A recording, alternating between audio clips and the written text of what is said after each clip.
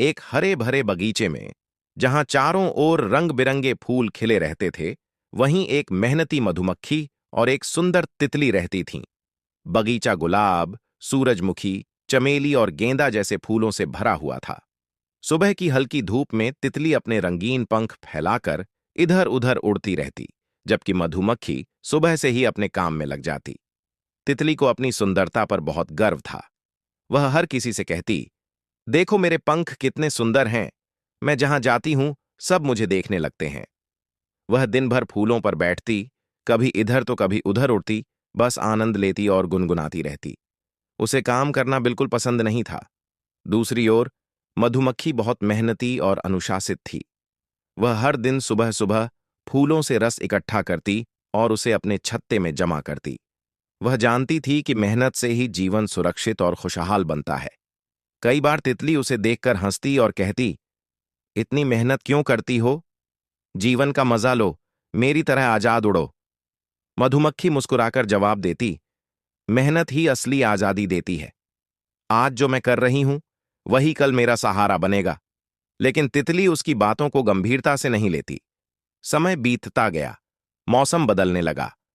धीरे धीरे ठंडी हवाएं चलने लगीं और फूल मुरझाने लगे। सर्दी का मौसम आने वाला था। अब बगीचे में पहले जैसी रौनक नहीं रही। तितली परेशान होने लगी, क्योंकि उसे खाने के लिए पर्याप्त फूल नहीं मिल रहे थे। वह कमजोर और थकी हुई महसूस करने लगी। एक दिन तितली बहुत भूखी थी।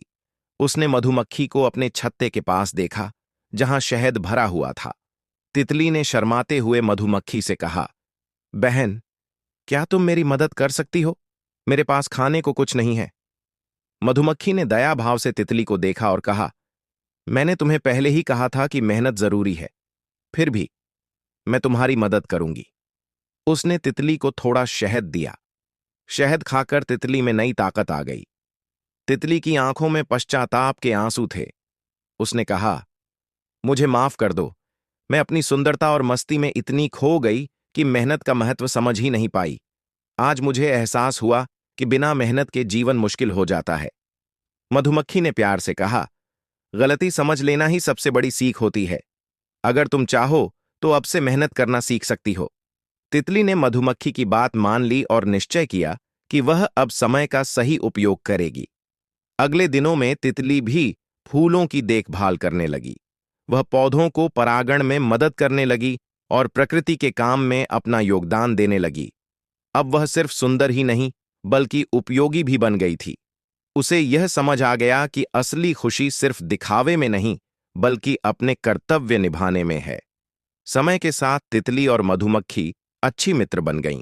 दोनों मिलकर बगीचे को फिर से सुंदर और जीवंत बनाने लगीं। तितली अब गर्व नहीं करती थी, बल्कि विनम्रता से जीवन जीती थी। सीख: इस कहानी से हमें यह सीख मिलती है कि मेहनत और समय की कद्र बहुत जरूरी है। सिर्फ सुंदरता, मस्ती या घमंड से जीवन नहीं चलता। जो व्यक्ति मेहनत करता है, वही मुश्किल समय में सुरक्षित और सम्मानित रहता है।